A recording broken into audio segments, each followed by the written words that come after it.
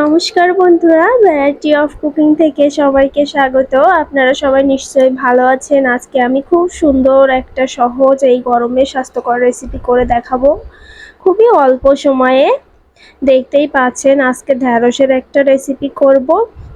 তো বন্ধুরা, যারা আমার চ্যানেলটিকে এখনও সাবস্ক্রাইব করেননি তারা দ্রুত সাবস্ক্রাইব করে পাশে থাকা বেল আইকনে ক্লিক করে দেবেন।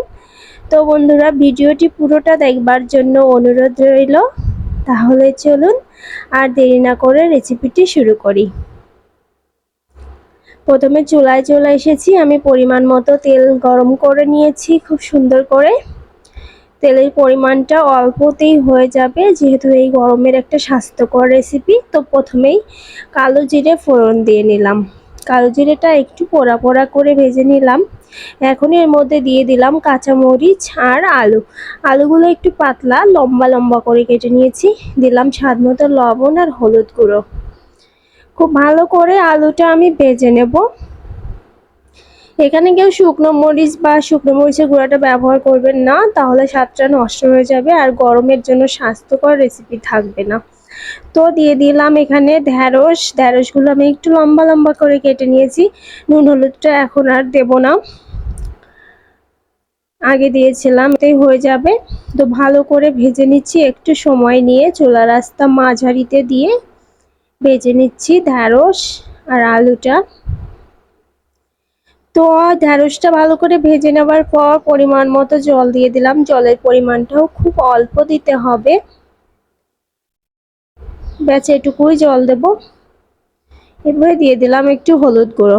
লবণটা আর প্রয়োজন হবে না, যেহেতু রেসিপিতে ঝোল হবে না, তাই লবণটা আগে দিয়েছি, এতে হয়ে যাবে। তো এবারে আমি 4 থেকে 5 মিনিটের মতো ঢাকা দিয়ে দেব। তো আমার দুঃখিত বন্ধুরা, ঢাকা দেওয়ার ভিডিওটি কোনো কারণে কেটে গিয়েছে। তো 5 মিনিট পর ঢাকনা খুলে ফিরে এসেছি। দেখুন, দেখেই কিন্তু বোঝা যাচ্ছে ঢ্যাঁড়স আলুটা সিদ্ধ হয়ে গিয়েছে ভালো মতো এবং ঝোলটাও অনেকটাই কমে এসেছে। এবারে এখানে একটা মশলা অ্যাড করছি, এটা হচ্ছে ম্যাগি স্বাদে ম্যাজিক মশলা। যে কোনো সবজিতে ব্যবহার করা যায়, এটা দোকানে কিনতে পাওয়া যায়।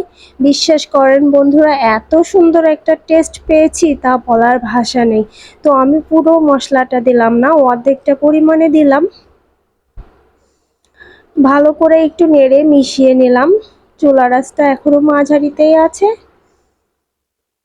তো বন্ধুরা, ঝোলটা শুকিয়ে আসার অপেক্ষা, জাস্ট একটু নরম নরম করেই নামিয়ে নেব। চাইলে একটু ভাঙা ভাঙা করে দেওয়া যায়, তবে আমার ঢ্যাঁড়সটা ভীষণ প্রিয়, আমি ভাঙা ভাঙা করলাম না, আস্ত রেখে দিয়েছি। তো এবারে চুলা থেকে নামিয়ে নেব। দেখুন, অলমোস্ট রেডি হয়ে গিয়েছে।